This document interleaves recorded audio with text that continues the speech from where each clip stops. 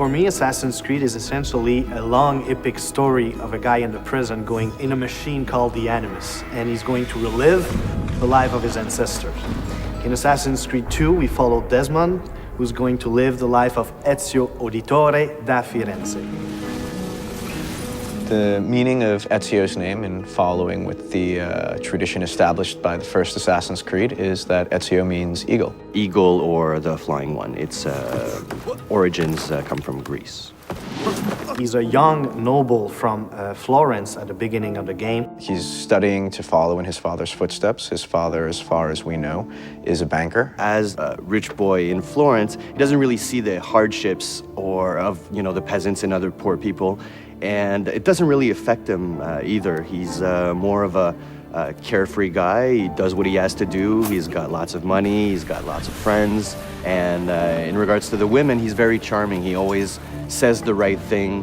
The right thing to surprise them, to stand out of the crowd. And that's why they have a really hard time resisting to his charms.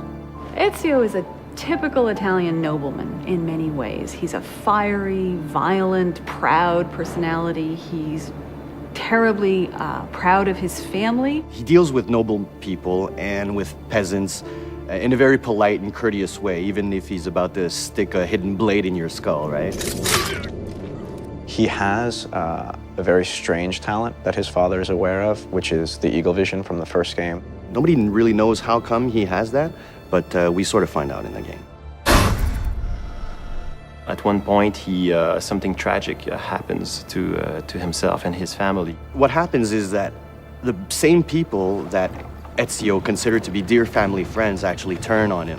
People that are very close to him are taken from him, and becoming an assassin and acquiring those skills will give him the abilities necessary to exact revenge. When you're used to just living free and living without a worry in the world, and all of a sudden the entire Florentine army is looking for you, and you have to protect your mother, you have to protect your sister, and you have to defend yourself, changes everything in his life. So going from this life of la dolce vita, in Italy, it will have to become this guy who needs to kill in order to survive. We see Ezio progressing very much so throughout the game, physically as well as emotionally and in his personality. As a player, you will go just like the main character in the same, you will be at first just like you and I, and then will become this badass main character. Before he just wants vengeance, but later on he wants justice.